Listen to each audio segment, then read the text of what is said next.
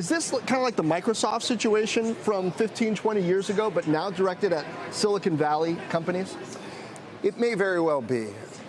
Look, these companies have huge power and huge influence. Microsoft did in the day. People forget they control the operating system. Apple had 3% market share. So if Microsoft wanted to stop a competitor, they could do it. Today, people are concerned because everybody's going direct. Everybody wants to go direct to the consumer. So there's only a few pathways to do that, right? We know it's Amazon, we know it's Google, we know it's Apple, and we know it's Facebook.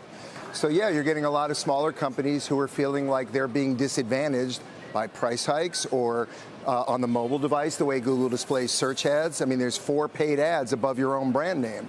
So I think you're beginning to see companies who are desperate for access to consumers at an affordable price pushing back for the first time. And because of social media, they can push back very visibly. So that really hasn't happened before. So can they hunker down and kind of wait this out? Google? Or Google, Facebook, et cetera? Or can they restructure, maneuver their way out of this type of scrutiny and kind of ongoing fines? Well, those aren't mutually exclusive. They probably could wait it out because the attention span of Washington is not very high.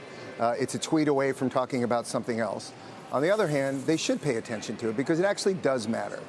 You want these things to be fair, right? You want open access. The whole point of the internet was open access. That's why we all fought for low prices of broadband. It's why we all fought for putting it in rural homes.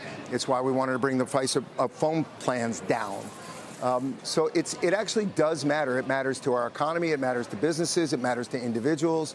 And so I do think that they should follow the regulations. And I do think the regulations probably need to be updated.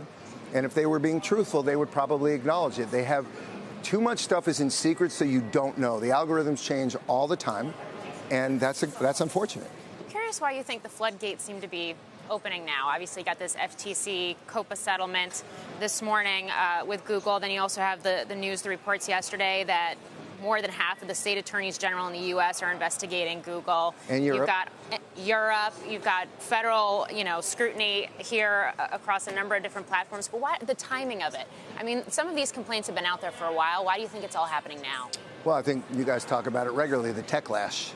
There's a lot of wealth being created. There's a lot of people with a lot of power. There's a lot of people that people feel are taking advantage of them.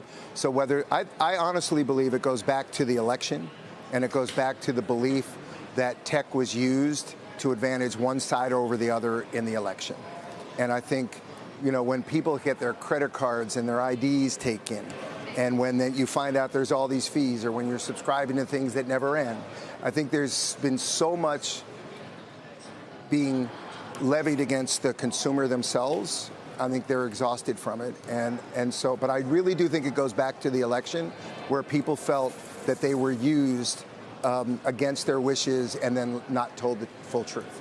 But if anger is so acute, then why is this fine such a pittance relative to their revenue? And now you're asking me about why government makes decisions they make.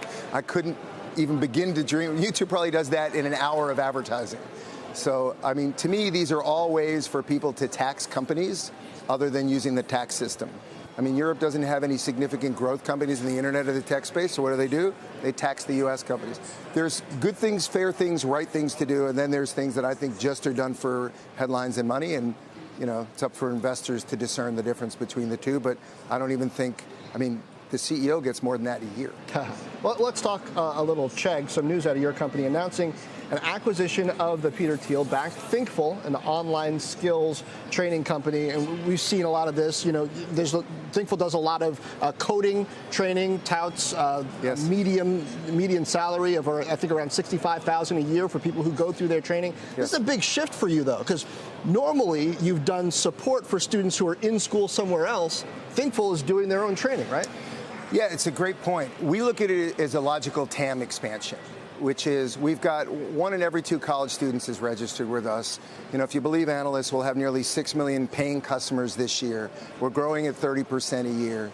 We are the largest direct-to-consumer company, and what we've done is we've lowered the cost of education, improved the quality of it, made it more accessible, and supported students from diverse backgrounds all over the place by helping them learn the material they need to learn in the academic world. But academics is not enough. We have a global economy. We have a tech-based economy. We were just talking about what technology can do, good and bad.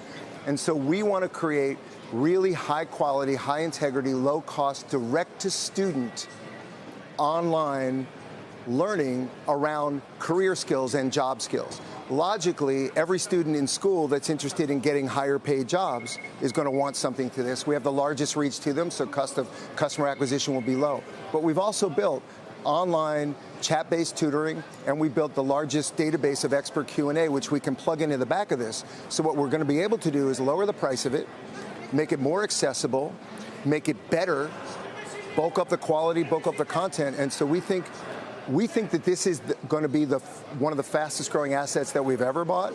And I think in a few years, this may be our second largest asset. Because if you think about 80% of college kids go to college for one purpose, to get a better job. The institutions are not training them to do so. They're training them in academics. It's all valuable, but this is the part that they need to learn in order to be employable, to get high-priced jobs. And if we can make it low price. How much? Well, right now it's about $6,000. We think we can even bring it down lower. Okay. This company also offers ISAs, income sharing agreements. Our view is to be able to offer them interest-free so that the students ultimately take very little risk if they want to take it at all. So you start paying us, you'll say, if you get a job. After you get a job. Right. And then with no interest on that. Okay. So our goal is to make it more accessible, more democratized, open it up to diversity to groups that would never get access to this. It's the benefit of going direct and online. It's much less expensive. It can be much more comprehensive. It can respond to the consumer's needs much faster than anybody else. And this has been a business, by the way, that has been growing faster than Chegg.